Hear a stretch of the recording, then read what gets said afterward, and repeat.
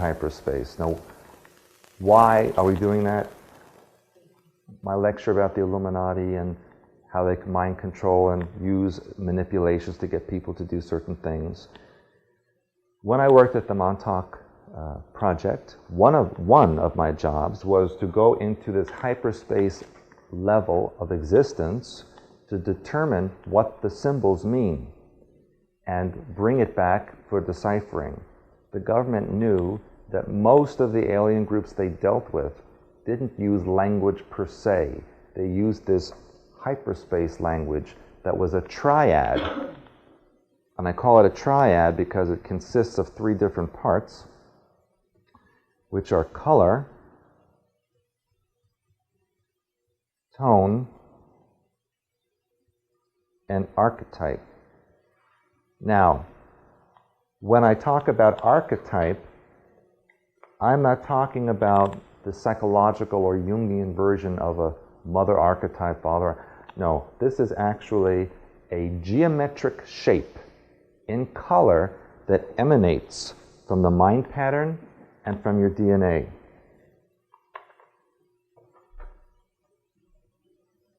I actually have prepared booklets for all of you so that you have a glossary of terms and other things in here that will come in handy during the next day or two.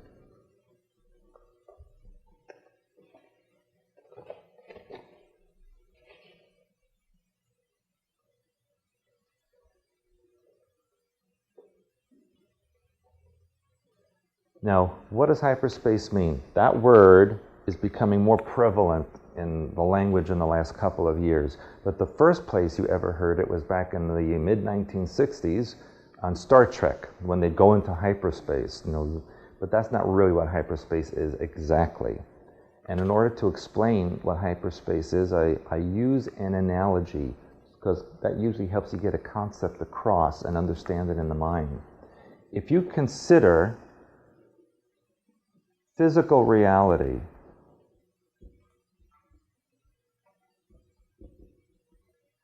as if it existed as the yolk of an egg, then the shell of the egg would be the astral planes. The astral planes are the borderline around all physical realities, and there's more than one physical reality. And it kind of keeps it contained into its integrity. Beyond that is hyperspace. Hyperspace is like the glue that holds together all realities, astral and physical. Literally, for lack of a better term, it's a God mind. It's what keeps everything in existence in existence. It's the intelligence behind all of it. And it operates with color, tone, and archetype. So that if you understand the formula in hyperspace language for various parts of existence, you can then change that formula to manifest what you wish to manifest. Now, subconsciously, you're doing that every second of every day, because you're creating your reality constantly.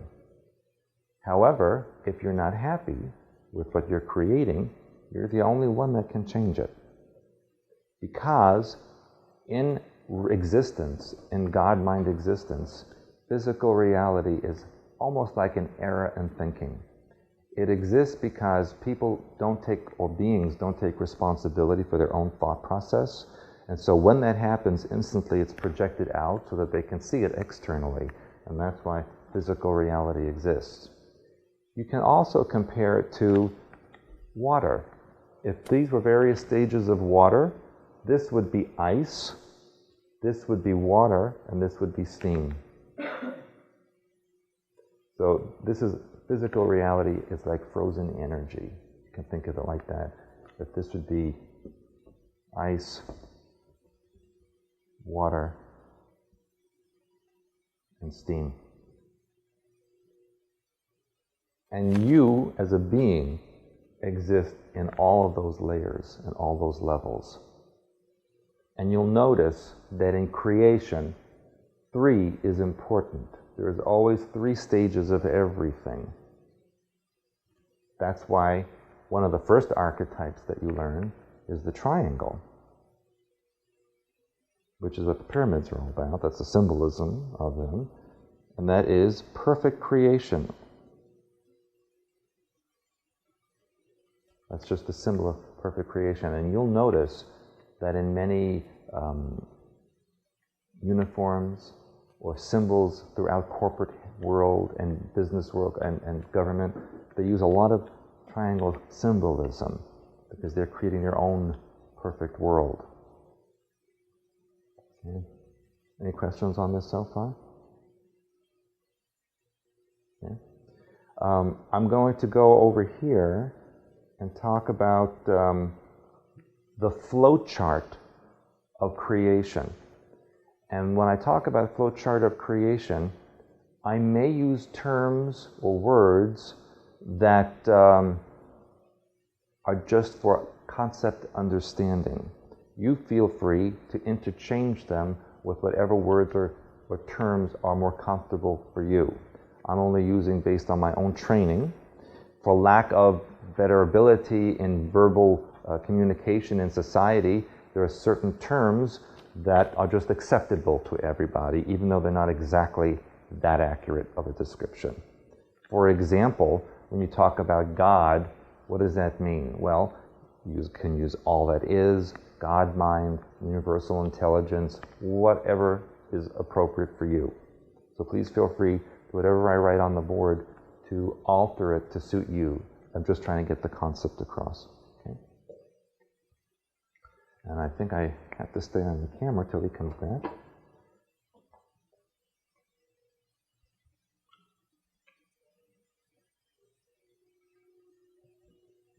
There's the eraser. May I erase this?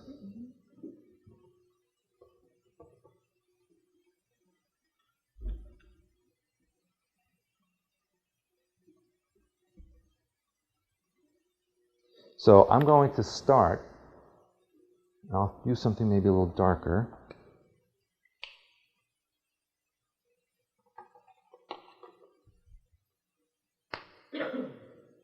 With God mind.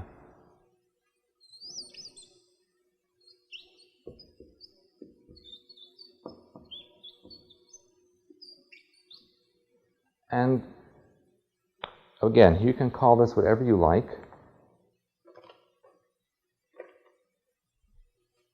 I'm going to call this whole thing the flow chart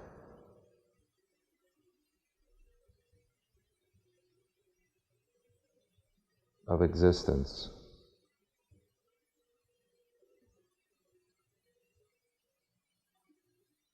Now, if we accept the concept that God mind is all that is, everything that exists in any reality is simply a manifestation of a super intelligence, then that's really all that there is. That's it. Everything else is a form of that. Theoretically, and in many ancient texts and philosophies, God mind itself, because it's not he or she, it's an it, doesn't even know how it began. It just knows that it is. And it has no ability to even understand if there's anything outside of it. Even if there were, there'd be no way of communicating or connecting with it, because it is self-contained. This is self-contained. So that God mind itself, when it started to think about what it was, became self-aware, it then instantly generated another level of itself. Because once there's self-awareness, there is a concept of I am something, and then it starts to snowball and repeat and repeat. So the very first level of God-mind self-awareness, I call, for lack of a better term, Christ consciousness. Feel free to change it to whatever you like.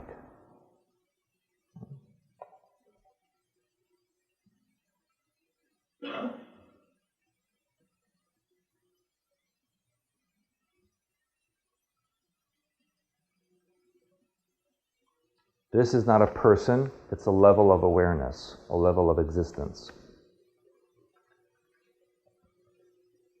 And then when that itself becomes self-aware, because this creates this, so that this actually has all the attributes of this, they're really one and the same, they're just different levels of the same thing.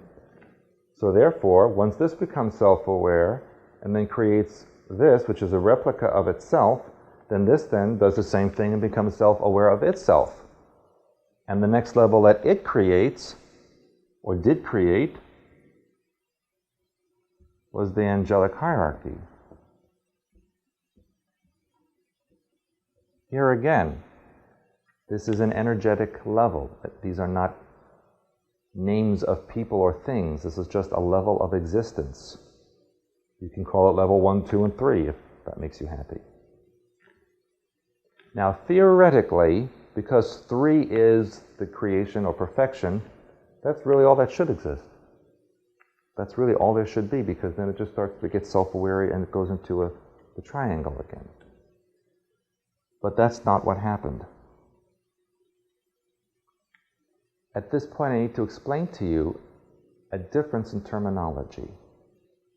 Most of you heard out there that the words alien and extraterrestrial are the same thing.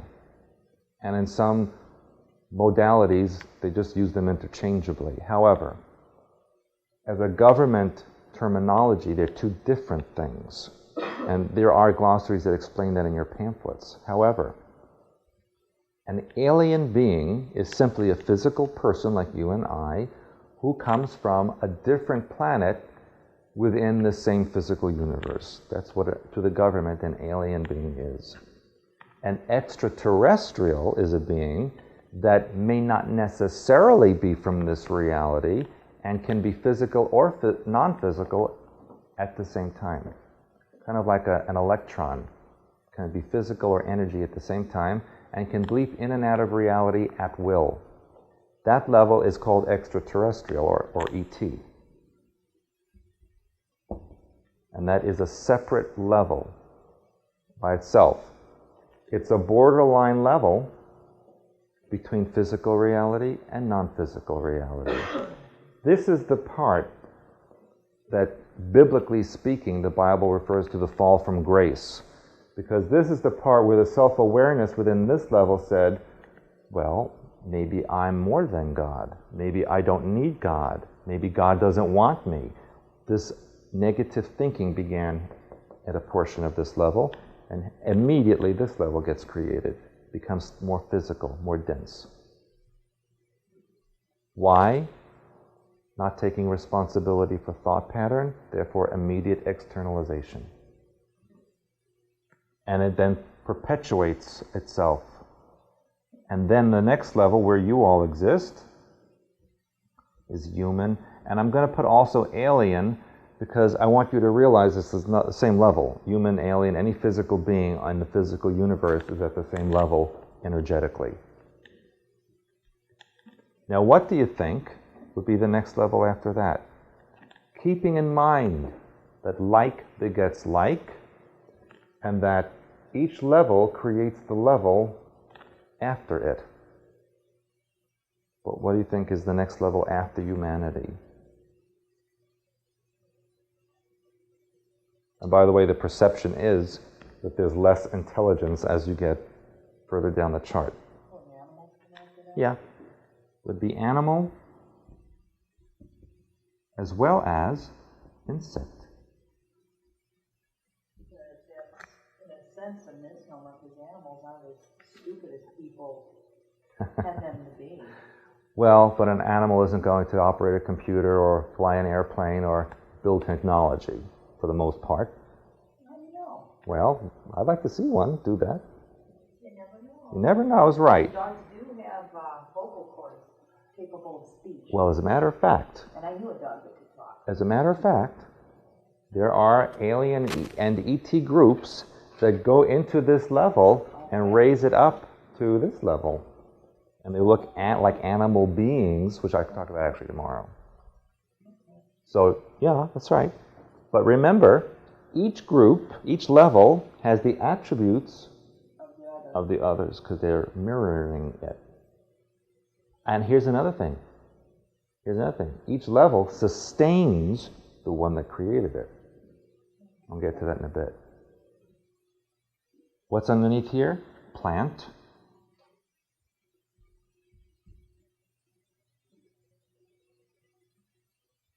Then what do you think is after that?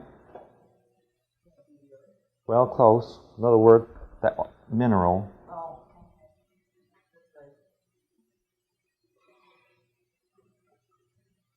And then what? It's going to get a little dicey over here.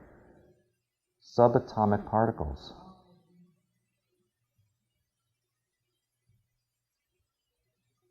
And now what happens? This gets where it gets interesting.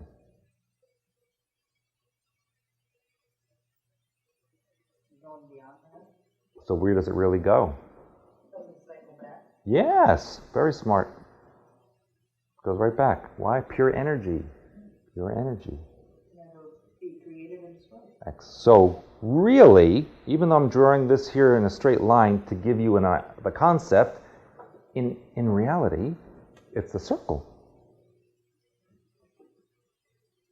And in archetype language, which you're going to learn today, the circle represents space or environment or existence. That's why. And does it matter? Does it matter where you are in the circle? No. It doesn't matter where you are in the circle, because it's all part of the same existence. It's also a life cycle, too. It's not straight line. Exactly correct. But now I'm going to show you something else. I'm going to draw dotted lines.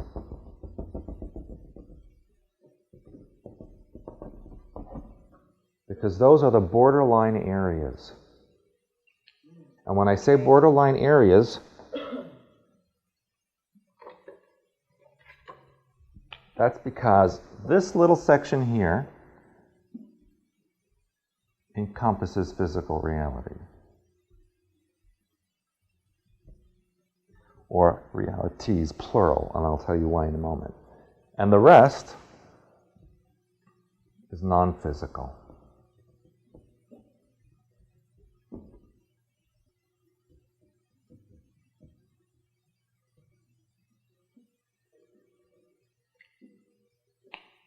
Now, how does this part, this physical reality part, compare to the non-physical part? Well, if you were to take a little molecule of one little fiber of that carpet on the floor, that would be the totality in God mind of all physical realities that exist, and all the rest of the room would be non-physical realities, comparatively.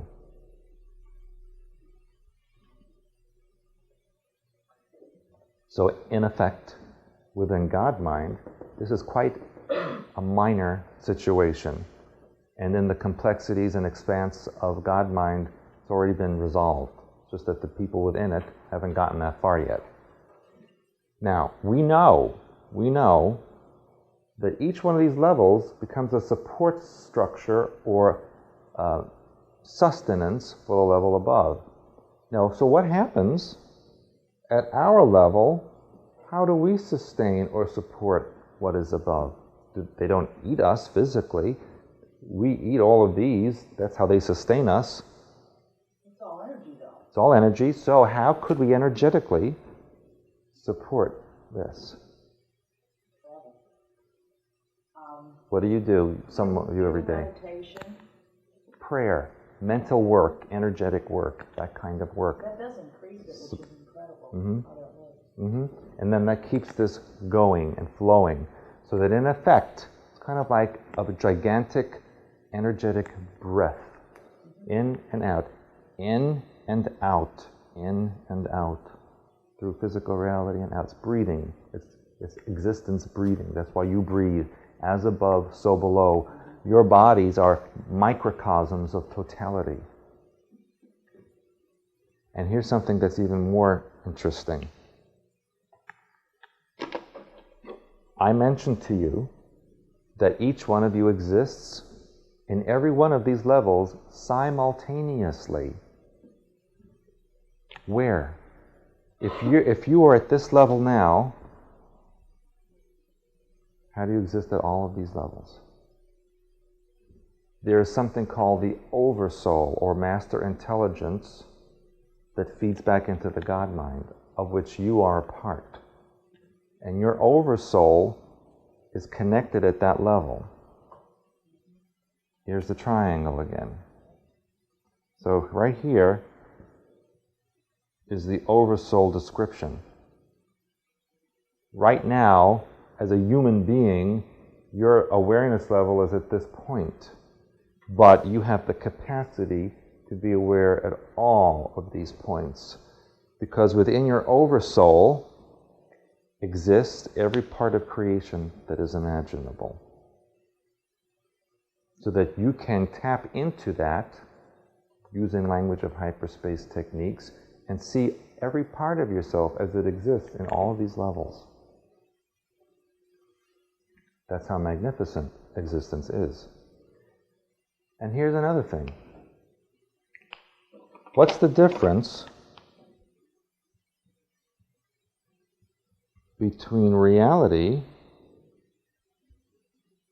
and actuality? What's the difference? We're in this room now. I might think it's warm, you might think it's cool, I might think it's uncomfortable, you might think it's comfortable, I might think I'm far from home, you might think you're close to home. We're all in the same place, but we all have different perceptions of that same place. For each of us, there is a reality to where we are at this moment.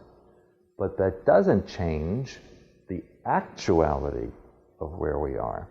There may be infinite realities to the same location, but only one actuality. Do you understand? It goes filtering through the mind pattern of who is perceiving it. That's your filter. So that really, how does one reality exist with 6 billion people on the same planet? How do we maintain that, this is a wall and this is a lamp, and all agree to that? Is that an agreement amongst the people that live in that reality? Yeah. Why? Because there are foundational mind patterns to all of those beings that is common. It's the species oversoul, or mind pattern, with a common base that we all accept as rules and regulations. We have to survive. Exactly. Otherwise there would be chaos. That's another point I want to make. That's what I want to tell you about. There really is no chaos. There's now books on chaos theory, blah, blah, blah. Why? Because they don't understand reality or existence, so what I don't understand I will call chaos. Big lump, no problem. What is chaos? It is a pattern that is not understood. That's what chaos is. There really is no chaos. I'll use the carpet as an example again. If you were an ant crawling on this carpet, you would say, what's going on here? It goes from red to blue to white to navy blue. There's no pattern here. I'm very confused. But you, as a person looking down, you can see there's this pattern here. And you know what goes where and why. That's the difference. It's perspective. If you stand far enough back and away, symbolically speaking, from chaos, you see the order to it. Because it really is just a larger pattern that's not understood. Okay? That's what that's about. Now, may I erase this? Because I want to give you another analogy of the universe.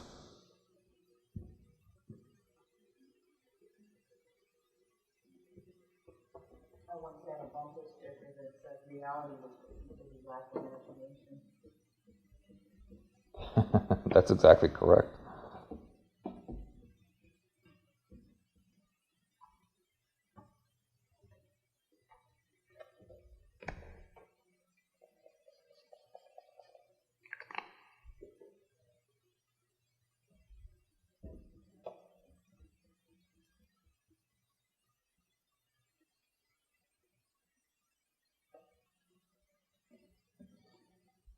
If we understand that 3 is very important to existence, that would imply also to our awareness levels. That would imply then that 3 pertains, since there's God mind that makes all creation, that the same rules and regulations apply no matter where you are. So 3 then becomes important to awareness levels.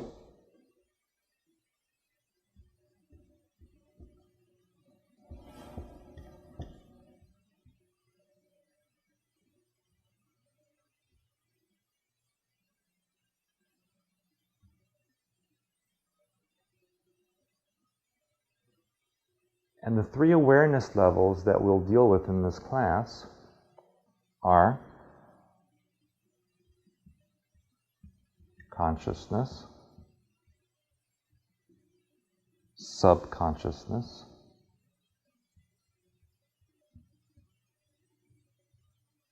and superconsciousness.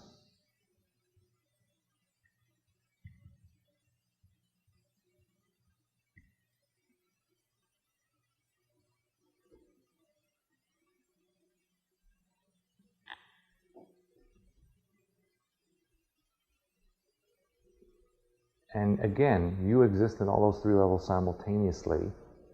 And each one of these levels has a part of your brain that it uses. What do you think the conscious level is?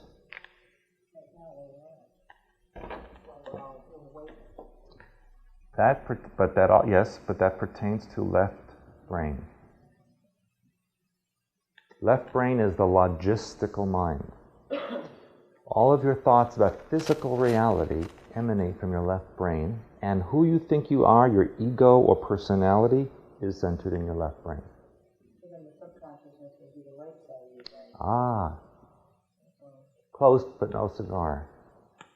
Subconscious, well, I'll get to that last. Superconsciousness is right brain. Because your right brain is the part of the brain that deals with non-physical realities. It deals with esoteric concepts, God mind and spirituality, creativity, intuitiveness, even emotions, all in the right brain.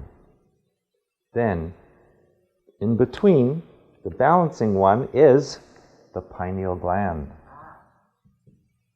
The very misunderstood organ in the body, or in the head. And by the way, I know many of you have heard it referred to as the third eye, and they always say it's over here. That's not exactly correct. The pineal gland is really located in the very center of your skull. Like if you were to draw a line between these 2 points in your head, that's really where it is. However, there are nerve-ending connections to the forehead, which is why it had been referred to as this being a location. But that's not really where it is. And today and tomorrow when we do our work, and I say center at the pineal gland, it really should be in the center of your head.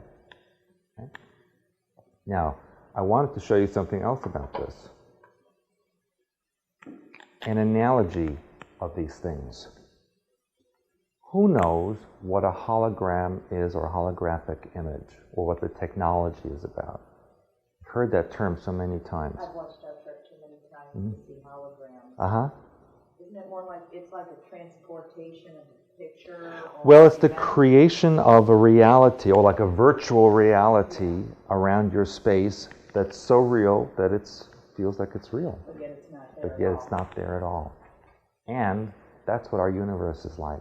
The universe and your own bodies are like a hologram. If you know how technology of hologram is created, it uses 3 cameras with the same image focusing on one location in space. And when those 3 images converge from the 3 different cameras, a multi-dimensional form appears that looks like it's moving. You ever watch Star Wars and they had the Princess Leia message and she just appears and she's moving and she's like a little thing there, and that's a holographic image. By the way, that's going to be available to you in a couple of years on your computer. When, you know those video games they have now? Well, now you're going to be able to put in a holographic disc, and little images are going to appear at some little location in front of your computer, and the little images walking around there. So, well, here we go. conscious, subconscious, superconscious, like 3 cameras. Here are the 3 cameras focusing on one spot. In reality, an image appears. That's why cloning can be done from one cell of your body. Every cell of your body contains the image of the whole. Every little, what they call little pixel of a hologram, contains the image of the whole thing. So that if any part of the hologram is disturbed or broken, it can be replicated with any of the other pieces.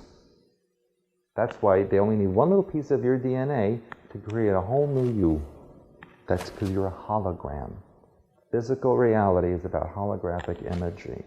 And that's what this is. That's why we exist the way we do. This is all an illusion. Everything here is an illusion and is really symbolic of the mind pattern behind it. And I'll show you how. If we accept that everything is mind or mind pattern, that there's really nothing else, we can say that is analogous to film.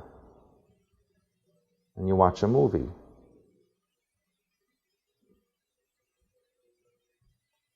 And what device runs or uses the mind pattern? The brain. It's really a device. So the brain is like the projector. And then, what do we have? What's the screen? Well, screen is really physical reality.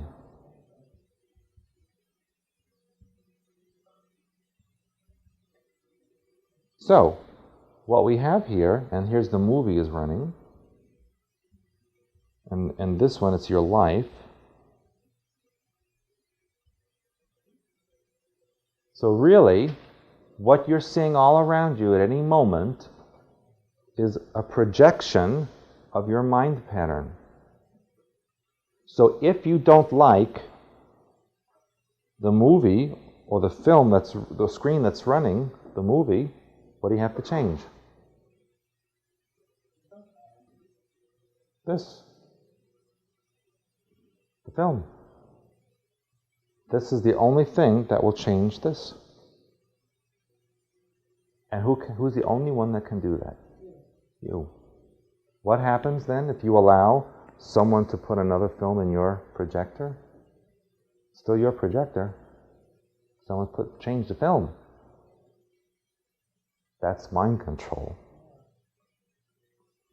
And I wasn't able to show you last night because I didn't have a board about how that really works.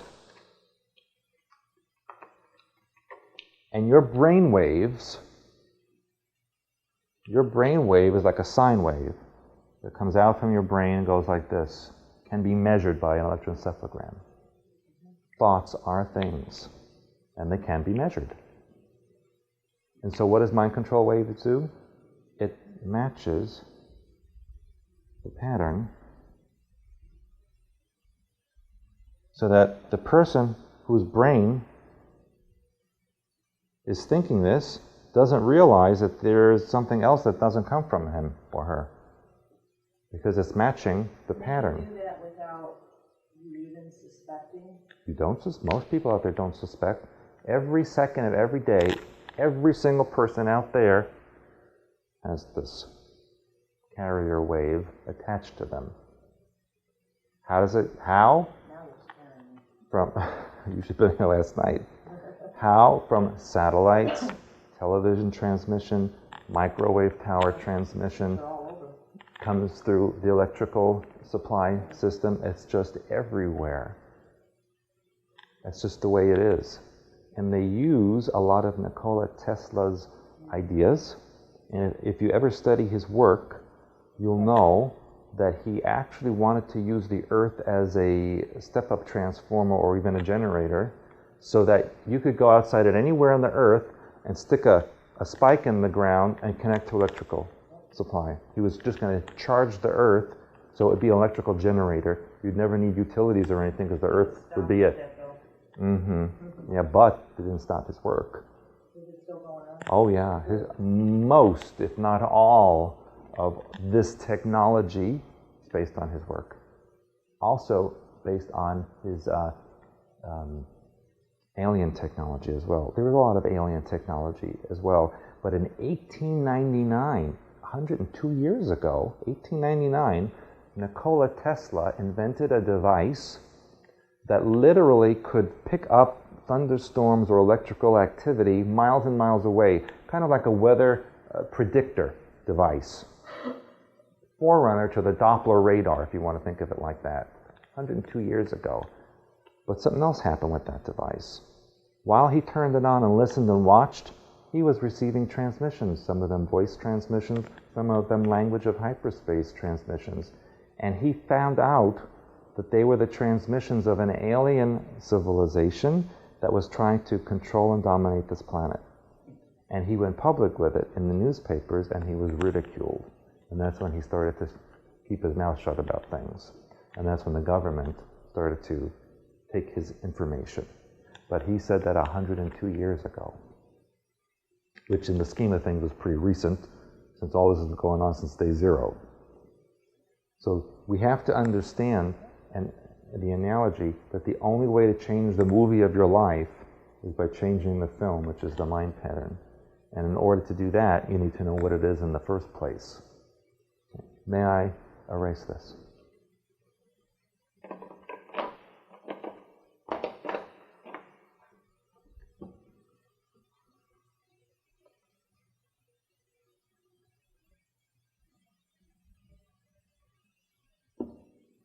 Oh, I'm going to leave that part up.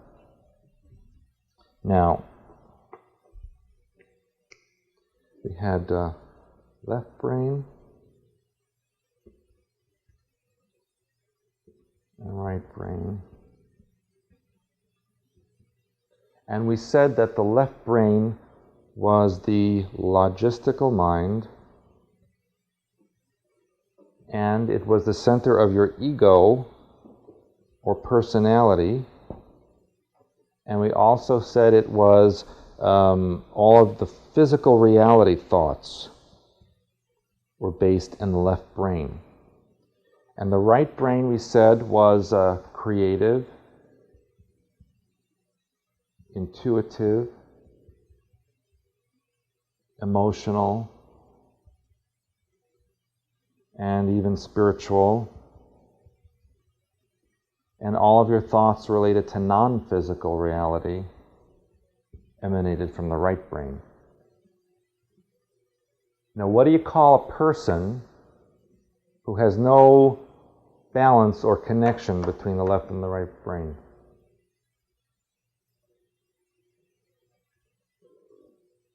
I know you have them in Chicago. They're called bipolar. That they switch back and forth with no balance between the left and the right brain. Bipolar.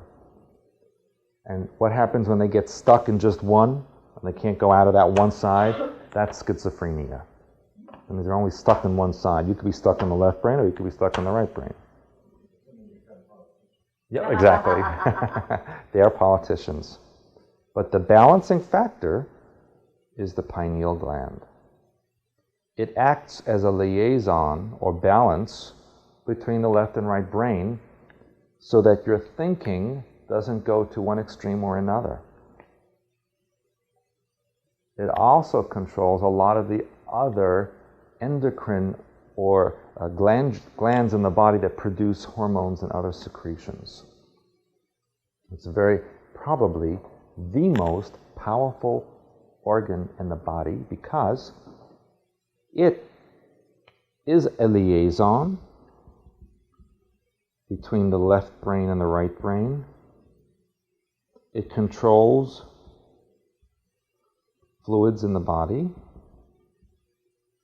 And it is the intermediary between the physical and non-physical existences.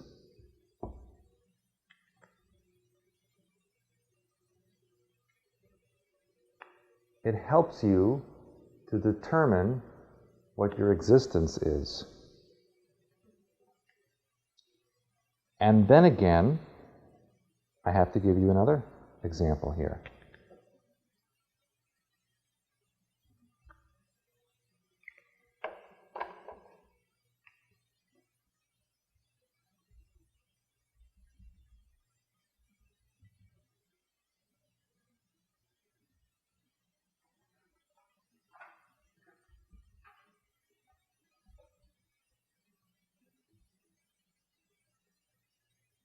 What is the difference between those three, and what parts of the brain are they associated with? Which one? Well, no, the prayer would have to be left side. Well, you're correct, but let's first define what is prayer? Why is it left side? Because you're thinking. Uh-huh. You're using your left brain to ask for or pray for something. And so when you do that, what does that imply when you're asking for something? It implies that you don't have it. It implies lack. And the side of your brain that would see lack would be the logistical, physical side, because it's, I don't have this. It doesn't have any concept outside of the physical. So you're correct. Prayer would be associated with the left brain, right there. What is meditation? What do you do when you meditate?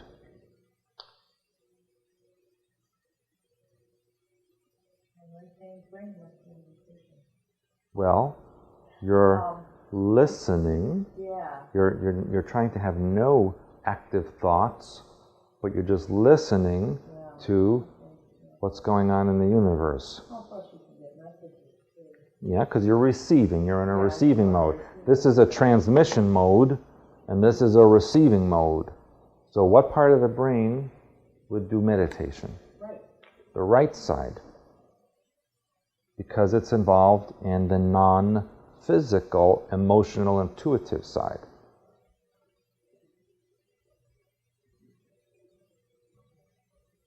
And that leaves... So you're going to say that visualization is the subconscious? Yes, ma'am. Because, what does it do?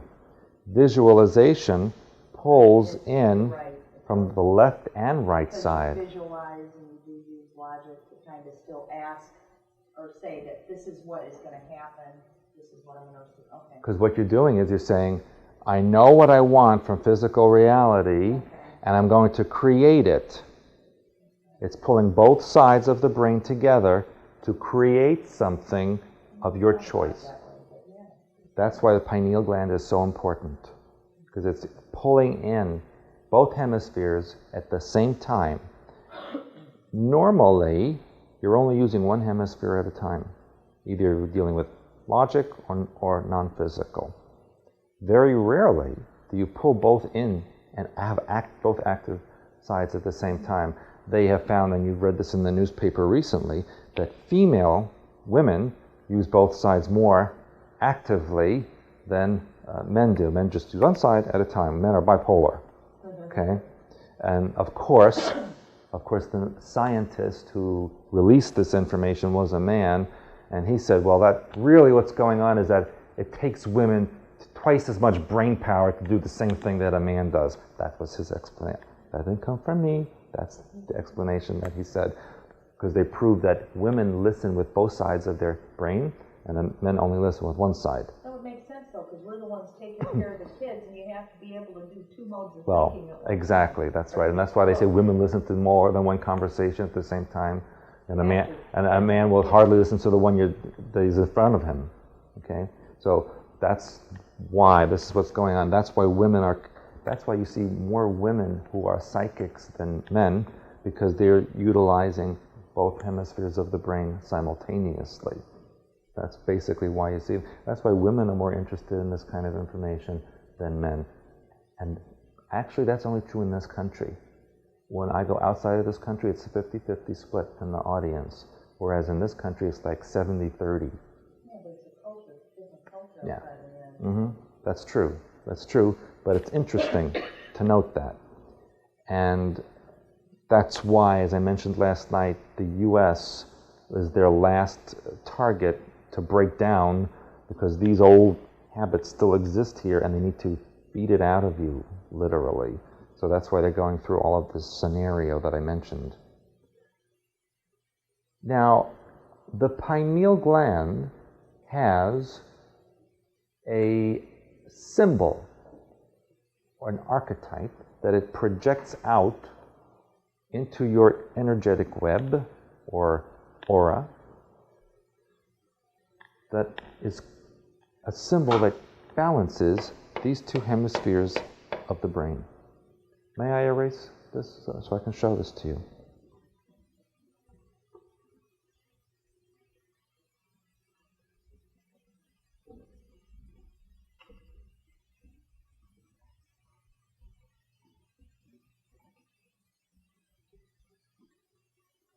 And this symbol is called a T-bar. How many of you have heard of that before? Yeah, you've heard of it? Okay. Now, based on your genetics, it can look either like a capital T, or it can look like a cross or small t, or it can look like an ankh. And all three are equal in value. There is absolutely no difference in the function or capabilities of either of these symbols. Simply a question of the genetics that you have. And the color code of that part of the brain is royal blue. I'll get to that in a minute.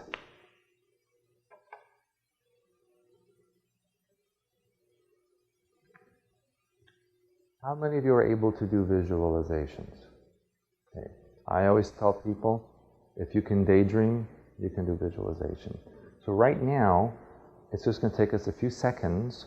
We're going to each see our particular T-bar. So just close your eyes and center your consciousness in royal blue at the pineal gland, at the very center of your head. And the first image that you see will be your T-bar. Don't be concerned if you can't see it, but the first image is related to your T-bar. Just take note of it, and then immediately you can open your eyes and become aware of the room again.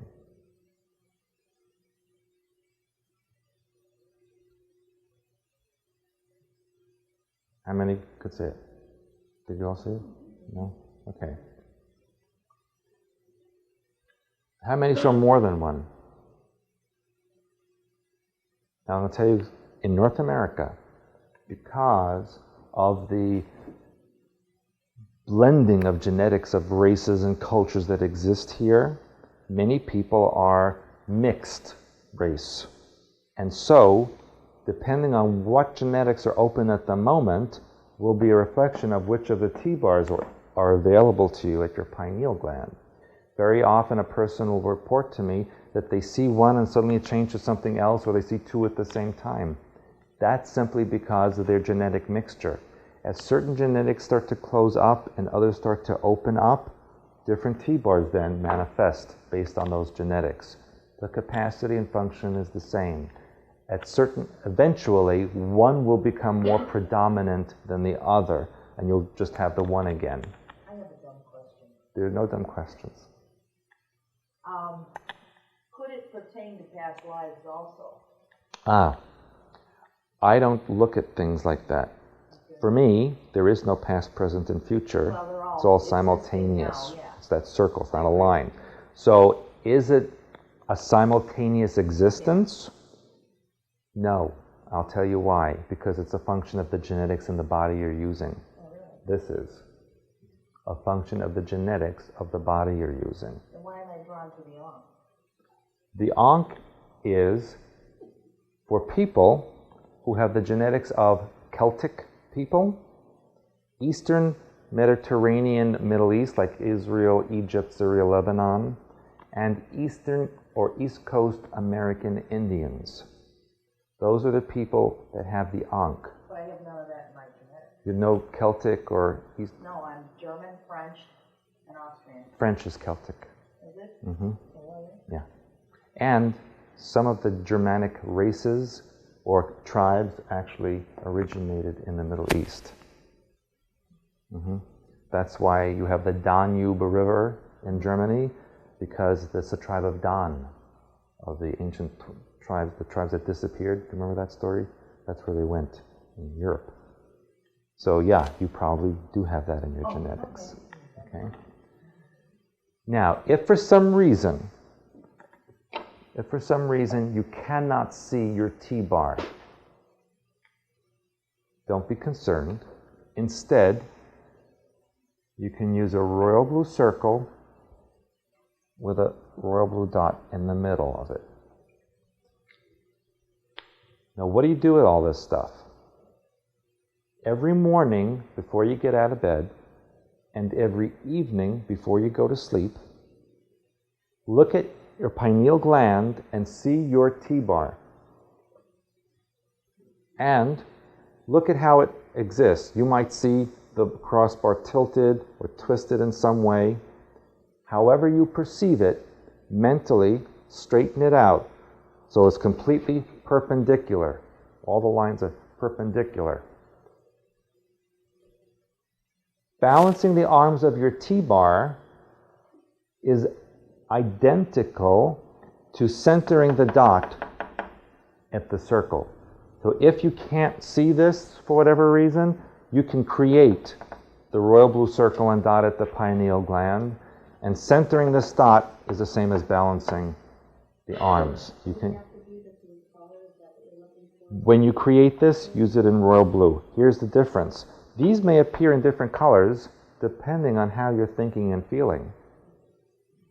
When you create this, though, you create this in royal blue because that's the energetic color of the pineal area. And the circle with the dot is a hyperspace symbol for the organ of the pineal gland itself. So this pertains to the actual organ. This pertains to the mind pattern flowing through that organ. Balancing will still balance. What it does is not only regulate the thought process between the left and right hemispheres so that you don't go to any extremes, but it also connects to your pituitary gland, hypothalamus, thyroid, and thymus glands to regulate all of the chemical and hormonal flows of your body. So even though it's a relatively simple exercise to do, it has a profound effect on the mind and the body. Yeah, I often see the one in the middle. This one. Yeah, upon waking or even as I'm going to sleep. So that's why I was looking for the blue. Just now. It could appear. This should always be in blue when you. Yeah, but I don't see the other blue one. Okay. Your genetics, the people who have this genetics are generally those from Eastern Europe, Mediterranean area, and Asia. That's what this one is. Sometimes you don't even realize your genetics until I see a T-bar and you say, gee, where'd that come from? For example, someone the other day who happened to be from Eastern Europe, so normally the genetics, you would see this T-bar. However, they were seeing this T-bar, which could have an East Asian influence. So she said, I have no Oriental genetics in me. But then I remember, you lived in Eastern Europe, especially Poland. If you know about Genghis Khan and the Mongolian hordes from 1,000 years ago, they went all the way to Eastern Europe. And they interbred with a lot of those people, and a lot of them have Mongolian/Oriental genetics mixed in with them. So yeah, you never realize the implications of who and what you are until you even look at your T-bar. And you realize, wow, my genetics really covered a wide area. I don't think we ever realized that far back. People don't, especially in America. Yeah. You have blinders on. If it's from outside of that part of the Atlantic, it's no good. Doesn't exist. Okay. But both my sides actually came from Europe. Mm-hmm. Most people, Caucasian people in the U.S. did come from elsewhere. Ultimately, there was no natural life here. Well, my mother's side, I'm the second generation. Mm-hmm. Yeah, most people are, especially in the Northeast Great Lakes area, where there's recent immigration. So, during the day, the two most critical times to do this, balancing or centering, is in the morning before you get out of bed and in the evening before you go to sleep. However, that isn't exclusive. At any time during the day, when you get upset or traumatized and you just feel jittery and out of balance, balance your T-bar or center the dot in the circle and it will center you. And when we do our exercises today and tomorrow, we always begin by balancing the two hemispheres of the brain using this method. So when I say to you, balance your T-bar, center the dot in the circle, I'm referring to this.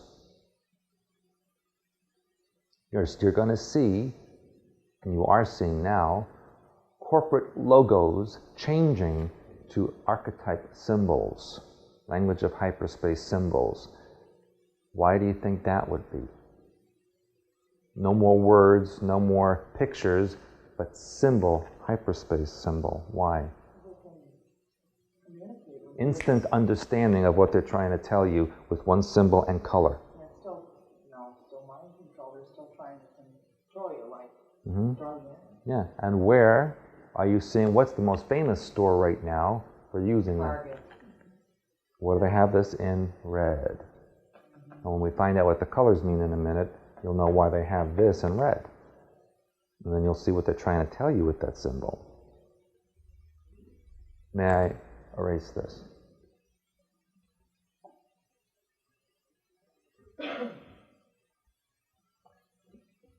Before we go into some real actual work, I need to explain one more thing to you, because it's another very misunderstood, disinformed topic, and that is breathing.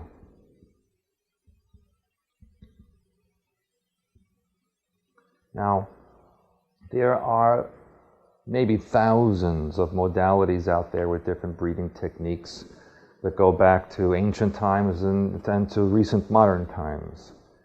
But it's a very misunderstood topic, and I wanted to explain it to you since some of the preliminaries that we do in our visualizations involve a couple of cleansing breaths or breathing techniques. Understand that the human lungs, and I think I talked about this briefly last night, contain or are allowed to contain only 6.5% carbon dioxide. That's what the alveoli of the lungs or air sacs of the lungs can sustain. Eons of time ago, human lungs were able to hold 20% carbon dioxide. Why do you think? Now that's no longer true, it's no longer valid. I would have to say that our breathing techniques have changed Well, considerably. why? What would make them change? Stress would have a lot. One, and environment. Yeah. What do plants do at night? They convert CO2. They actually emit CO2 at night. They emit oxygen in the day and carbon dioxide at night. So, if you were a civilization, didn't have air conditioning, slept basically in the open, where there were lots of plants that emitted carbon dioxide, you would then be able, or should be able, in order to live on that planet, hold more carbon dioxide in your lungs so you don't die at night. See? So that's why eons of time ago, human lungs were able to sustain up to 20% carbon dioxide levels in the air sacs of the lungs. No more. As the plant life diminished and the carbon dioxide production at night diminished, there was less capability of the lungs to hold carbon dioxide, so that in today's modern time, only 6.5% carbon dioxide can be sustained by the lungs. What does this imply as far as some of the deep breathing techniques that you've learned out there all of these years? What is that actually doing when you breathe deeply for a sustained period of time? What are you ingesting into your lungs when you breathe? Oxygen. You're breathing in oxygen. But if you disturb through intensive deep breathing the 6.5% carbon dioxide mix in the lungs, what will the air sacs do? Let's say this drops to 5% then. You're breathing in so deeply for so long, you've over-oxygenated, and now you have an incorrect mixture in your natural lung environment. What will your lungs do? What will the air sacs do? They're genetically designed to freeze up. Say, okay, you're not breathing anymore. Stop. You'll suffocate, literally, from breathing too much. That's what asthmatic attacks are about. And that is also why people have trouble breathing in those modalities of constant deep breathing. And I want you to think about something. When you see these yogis who are in very deep trance and very deep meditative state, how are they breathing? Hardly at all, very shallow breathing. So therefore, that tells you shallow breathing is more benevolent to the body. People who breathe in a shallow basis, for the most part, live longer. I know that's a new one for you, probably. Exactly. They're trying to weaken you, because if you can't breathe right, you're not going to pick up a gun or a knife and defend yourself if you're very weak. If you have the wrong mixture of carbon dioxide and oxygen, believe me, they have covered every base that they can think of. They've been around for thousands of years. They have thought of everything. And so yes, they're trying to disturb the mixture in your lungs so that you don't feel right. You feel weak all the time. There's groups out there now called breatharians. Have you heard of that? No? It's very popular, especially in the far west and in the south. And these people believe that they can simply live on breathing. They no longer have to eat or sleep or anything else. They just survive on breath. Now, one of these people came to a seminar I did in Florida. It was close to 100 degrees, and this person sat there with a snorkel jacket up and a hood over his head, shivering, because he didn't eat. He just breathed. And he was killing himself, and his body was shutting down. Human beings are not designed to be breatharians. That would be at the ET level, perhaps, or beyond. But human bodies, at this point in time, should not be breatharians. That's why you have a digestive system. Everything in your body is for a reason. It's not there for show. And so, yes, you need to ingest food, not just breathe. I didn't need to state that for the video and everybody else. Very important. Now, it's also important, those of you who like houseplants or keeping your windows open or sleeping outdoors, be aware that you may be disturbing this mix, especially those of you who have a lot of plants in your bedroom. At night, it's not a good idea, because those plants are emitting a lot of carbon dioxide, and you're just not going to feel very well when you wake up in the morning. You're going to feel like you've been drugged or knocked on the head, because you have almost no oxygen in there. You're going to have too much of this. I always suggest that people, when they wake up in the morning, do a minute or two tops of slow breathing to get this balance back to normal. And that's all you need. And there's many different kinds of breathing techniques. The one that we use in class mostly is called the cleansing breath. A little different than you may have learned maybe in Lamaze or other modalities. By the way, you must always breathe in through your nostrils and out through your mouth. Why? Why should you not breathe in and out through your mouth or your nose exclusively? What do you have in here? You have nasal and sinus filters that screen a lot of pollutants as you breathe in through your nostrils. And then the air goes into your lungs and is exchanged, and then the toxins are put back into your bloodstream as you breathe out. So what happens then if you breathe out through the same nostrils? Clogging the other side of the filter. Now, this front filter, you can blow your nose out. You can't blow out the inside. Okay? That's when people get sinus infections. That's when people get sick. And they start deteriorating their nasal passages, and eventually they could need surgery, which is very, very dangerous in this area because the membranes between the sinuses and the brain cavity are very, very thin. And I can't tell you how many times surgeons have perforated that and killed patients. Only they don't tell them that's what they died from. So when we breathe, always in through the nostrils, out through the mouth. By the way, the studies have shown that people who breathe exclusively through the mouth happen to have a lower intelligence than nose breathers because they're ingesting the contaminants directly, and it affects the brain's capacity to operate. So if you can, try to remember in through the nostrils, out through the mouth, always as a breath technique.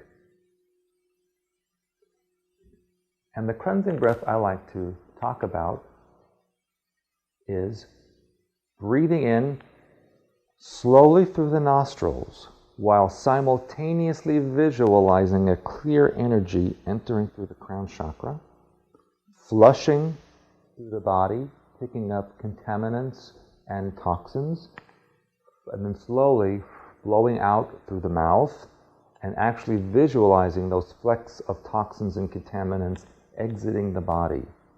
And you do this until the energy that exits the body is as clear as the energy that entered the body. It's a flush, is what you're doing. Now, some people might see the clear energy exit after a few breaths, and some might take hours, depending on how contaminated you are. But it's not only clearing toxins, it's clearing negativity of energy from your thought patterns and your emotions as well. So when we do some exercises and visualizations today, we will actually be doing a couple of cleansing breaths before each one so we can expel the toxins. We'll do 3 or 4 in the beginning of the first exercise and subsequently just 1 or 2 because we're just maintaining. And you'll also see that after you eat food or do any kind of activity, there's more toxins in the body, so you'd need a few more cleansing breaths to clear that out. That's one method of breathing. Another method that I always like to share with people so that they can get through their day. Very often you're driving home or you're doing a task and you just feel so tired you don't know if you're going to be able to get to your destination or finish your task. So what can you do to energize yourself enough to get to where you're going and finish what you're doing? If you take the first 3 fingers of your right hand and you put them together so there's this little triangle formed in the middle, and then you place this at the very back of the neck where the indentation is, and you hold it there as you slowly inhale through the nostril and slowly exhale through the mouth. Do this 3 times. In through the nostril, out through the mouth, and again in through the nostrils and out through the mouth. This will give you enough energy boost. It shoots electrical energy from these 3 fingertips into the spinal column where the brain is located, so that it energizes and makes you awake and also stimulates your spinal column so you feel you can move a little better. And it's excellent to do while you're driving because you can keep one hand on the steering wheel and just do this, and then you'll be awake to get home to where you're going. Now, that's really only half a circuit. If you're at work and you really feel tired and you want to energize, you can do the same thing with the 3 fingers of your right hand behind your neck, But then, take the 3 fingers of your left hand, again, same little triangle you're going to form, and you're going to put it right here at your solar plexus. And you're going to do those 3 breaths again. Only when you do it this way, you're creating a loop. Kind of looks like an infinity symbol. You're completing the circuit, and that gives you a more gigantic burst of energy. I don't advise you do that one when you're driving, because you need to hold on to the steering wheel, although I have seen people around here not doing that. That's for a quick burst of energy.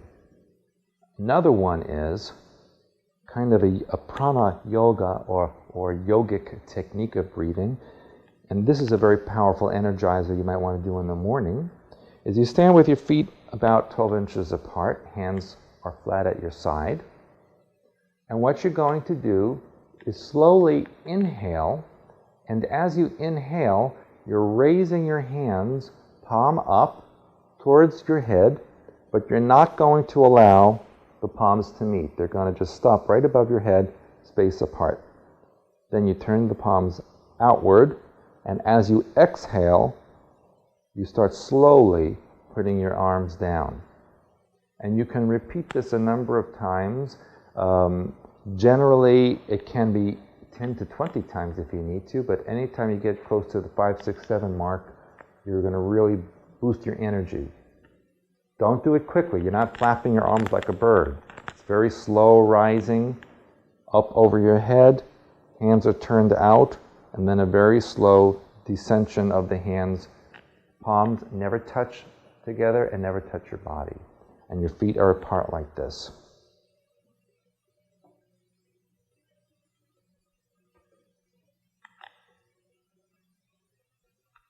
Another very good yogic breathing exercise, which is really fabulous, is, and this may be difficult to do, so I'll just show it to you, is to actually, on your knees, you're going to be sitting on your knees with your heels at the butt, and you're going to, as best you can, try to grab your elbows behind your back, and then sit from this position on your knees, you're going to start to inhale to a count of 7 as you move your head forward towards your knees for a count of 7. Then you're going to hold your breath for a count of 7, and then slowly rise up, exhaling to a count of 7, and then without any breath at all, you're going to stay breathless for a count of 7. Then you repeat the exercise. That's one cycle. So it's 7 down, hold 7, 7 out, hold 7. That's one cycle. Do that 7 times. You'll be levitating towards the ceiling. You'll probably be drenched in sweat at the end of it. That's how powerful and energizing it is, like jogging 10 miles. That's how powerful it is. And don't be concerned if you can't reach your elbows. Go as close as you possibly can. And I'm going to give you a final type of technique of breathing, and that is actually using just one nostril over the other. Whether you realize it or not, you're really only breathing out of one nostril at a time. So if you become aware of which nostril are you breathing through, you'll know which side of your brain is active. If I'm breathing through my left nostril, which side of my brain is active? The right, because there's a crossover in the center where the left side controls the right side controls the left side of the body.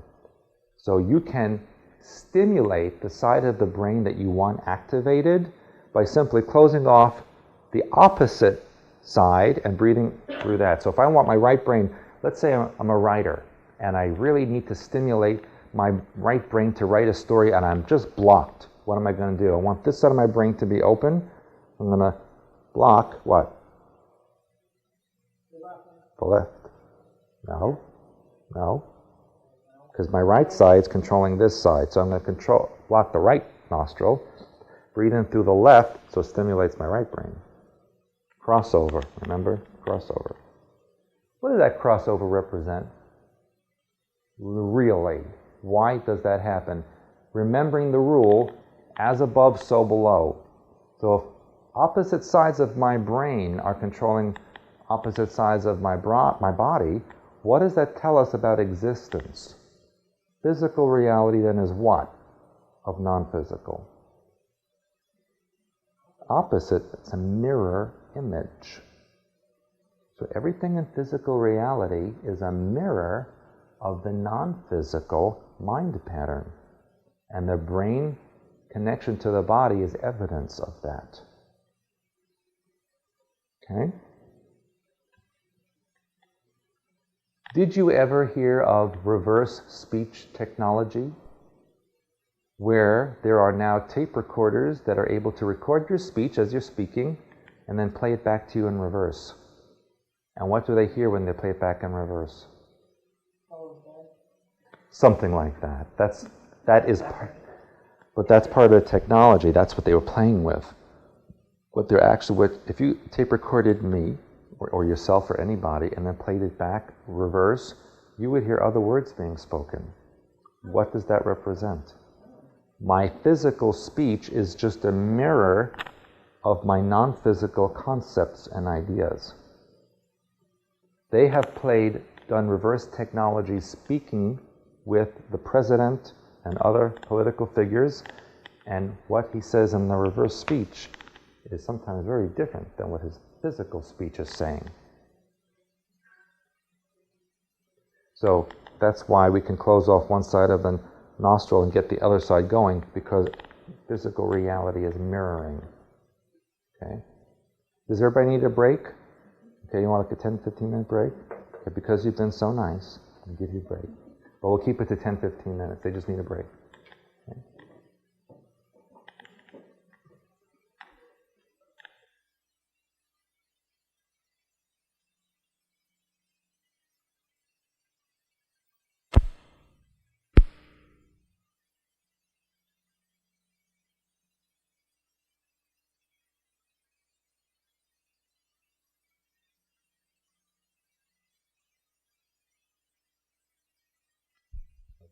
Yeah? Okay, sorry about that. Next, spinning wheel, and that was in Sanskrit language and even ancient Egyptian language. Is there a physical or biological basis for this concept?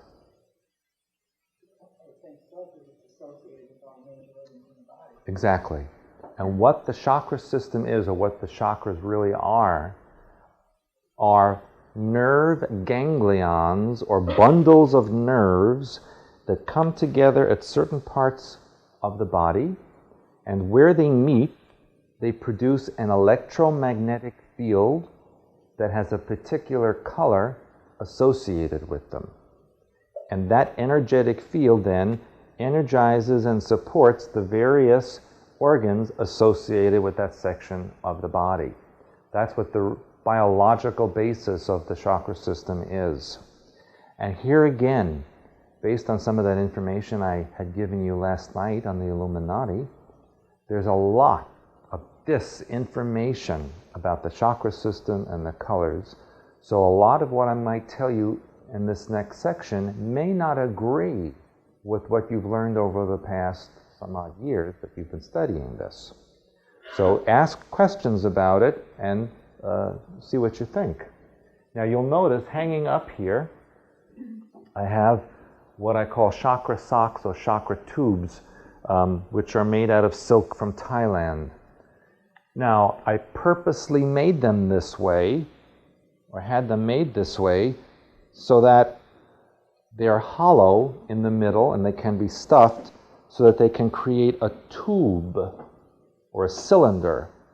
For the few years that I've been teaching this, people have asked for a visual aid about the chakra system, and so I finally had these made in Bangkok. Now, actually the woman who made them was Madame Betty, who was Princess Diana's dressmaker. And she had the shop in Bangkok, and she went through and picked all the Thai silk that could match as perfectly as possible the colors that I talk about in the chakra system. Now, many of you over the years, and I'm just going to show you this because it's so common, and I'm going to draw a diagram of a person. I'm not an artist, so bear with me, okay? Many of you over the years have learned about chakra spinning. How many of you heard of chakra spinning? but you've all maybe heard about it in a vortex manner. For example, you may have learned that it spins like a vortex into the chakra, then comes out the other side. How many of you have learned it that way? Yeah? Do you ever use that? No? I want you to think about something logically now.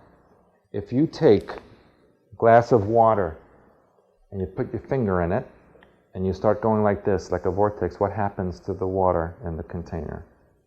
What happens to it? But what's formed? Like a hole, or like you call a tornado, a vortex. A hole is formed in the water.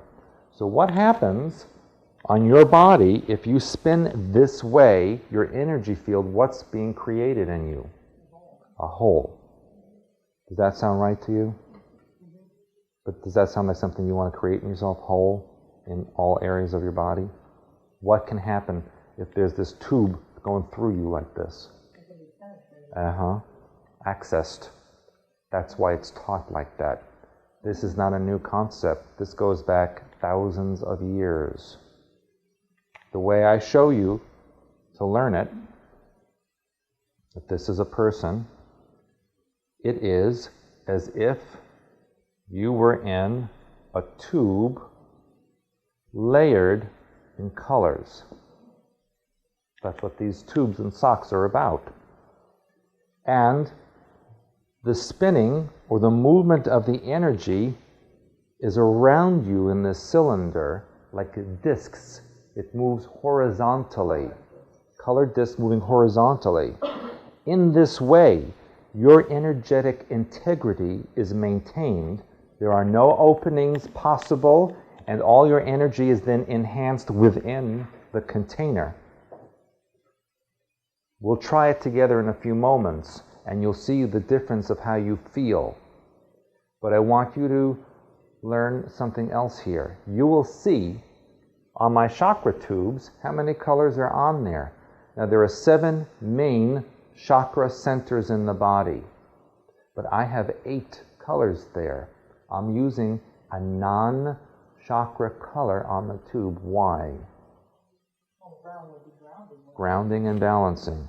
If you could see energy through an electrospectrograph, you would see that gravity has a brown color to it. And your body, from the bottom of your feet to the top of your thighs, resonates in a brown color. This is what grounds you and holds you to the earth. That's why soil and tree bark and small animals and sand has a brown resonance to it, because they're picking up the energy of that field. And your body too picks up that brown energy. It's not a chakra color, but it's the color of the earth's grounding to your body. It's like being plugged into the outlet. The earth being the outlet and you being the plug. That's why you're separate like this too. Okay? But I'm going to talk more about that in a minute, because a lot of bad information out there about the grounding techniques. When we work with the chakra spinning, we always start from the bottom up, from the brown up. Why? What does brown do?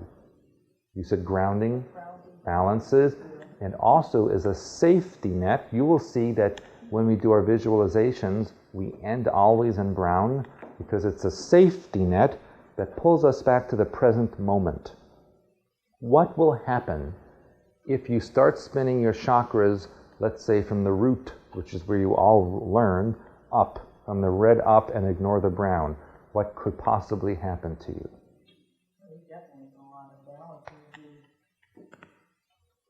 You might, in your body, I don't think you would come back.